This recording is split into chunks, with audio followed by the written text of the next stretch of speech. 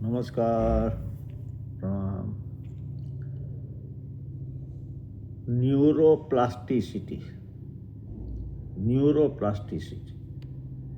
મગજને ક્યારેય રિટાયર્ડ નથી કરવાનું, પણ રીવાયર્ડ કરતા રહેવાનું છે. ન્યુરોપ્લાસ્ટિસિટી શ્રી રવજીભાઈ ગાબાણીએ સુંદર લેખ લખ્યો છે. નવી વાત છે. મગજનું જે સોફ્ટવેર હોય ને એને અપડેટ કરવાની કળા. This is called neuroplasticity. આપણે સૌ દૃઢપણે એવું માનીએ છીએ કે માણસ ક્યારેય પોતાની પ્રકૃતિ છોડી શકતો નથી, પણ હવે આ માન્યતા આઉટડેટ થઈ ગઈ છે. આધુનિક વિજ્ઞાનમાં એક મજાનો શબ્દ છે જેને આપણે ન્યુરોપ્લાસ્ટિસિટી કહીએ છીએ. એને સમજીએ તો ખ્યાલ આવે કે આપણું જે મગજ છે એ લોખંડના સળિયા જેવું નથી, લોખંડનો કોઈ ગઠ્ઠો નથી, પણ મીણ જેવું લવચિક છે, ફ્લેક્સિબલ છે. અને આપણે ધારીએ તો ગમે તે ઉંમરે એની અંદર ચેન્જીસ કરી શકીએ છીએ, સક્રિય કરી શકીએ છીએ, જીવંત રાખી શકીએ છીએ, ખૂબ એનો ઉપયોગ કરી શકીએ છીએ. જેવી રીતે આપણો મોબાઈલ અઠવાડિયે પખવાડિયે સોફ્ટવેર અપડેટ કરી છે મોબાઈલમાં, એ રીતે મગજને પણ અપડેટ કરવાની તસ્દી લેવાની છે. વિજ્ઞાનની ભાષામાં જેને ન્યુરોપ્લાસ્ટિસિટી કહે છે એ ખરેખર પરિવર્તન માટેનું કુદરતી વરદાન છે. જે રીતે કસરત કરવાથી સ્નાયુઓ મજબૂત બને, તેવી જ રીતે વિચારો અને નવી આદતો અને મગજના કોષોનું વાયરિંગ પણ બદલી શકાય છે.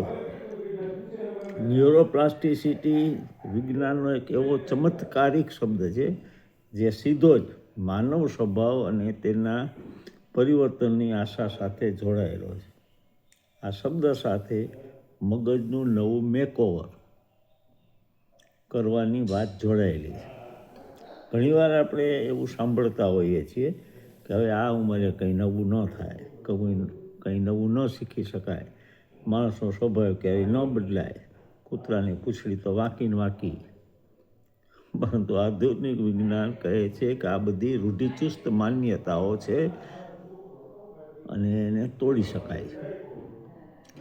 સરળ ભાષામાં કહીએ તો ન્યુરોપ્લાસ્ટિસિટી એટલે મગજની પોતાની જાતને ફરીથી ઘડવાની અને બદલવાની ક્ષમતા. વિજ્ઞાન સ્વીકારે છે કે મગજને ન્યુરલ પાથવે સાથે સીધો સંબંધ. ન્યુરલ પાથવેઝ આપણા મગજમાં અબજો ન્યુરોન્સ એટલે કે કોષો આવેલા છે. એક જ પ્રકારનો વિચાર આપણે સતત કરીએ છીએ ત્યારે મગજમાં તે માટેનો એક ચોક્કસ રસ્તો થઈ જાય, જેને ન્યુરલ પાથવે કહેવાય. જેમ કે ઉદાહરણ તરીકે ખેતરમાંથી આપણે જ્યાં વારંવાર પસાર થાય તો એ કેડી બની જાય.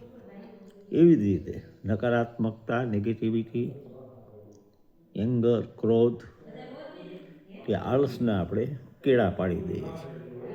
ન્યુરોપ્લાસ્ટિસિટીનો સંદેશ એ છે કે વ્યક્તિની શીખવાની કે બદલવાની કોઈ અંતિમ ઉંમર હોતી નથી.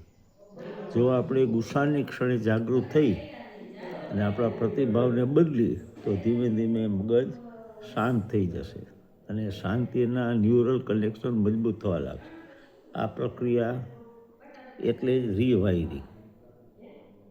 સોશિયલ મીડિયાના યુગમાં આજે સોશિયલ મીડિયામાં આપણે જીવીએ છીએ તો આપણે સતત નકારાત્મક ન્યૂઝ, ટૂંકી રીલ્સ એટલે અર્થહીન વિવાદો જોતા રહેશું તો આપણું મગજ એ જ દિશામાં કામ કરશે અને આપણી એકાગ્રતા ઘટશે.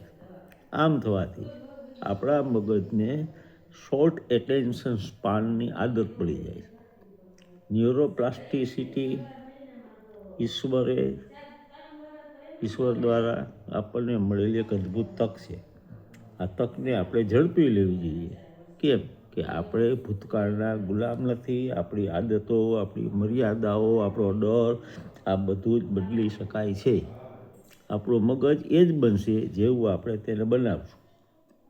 આપણે ધ્યાન કરીએ છીએ ત્યારે આપણને શાંતિ મળે. કેમ?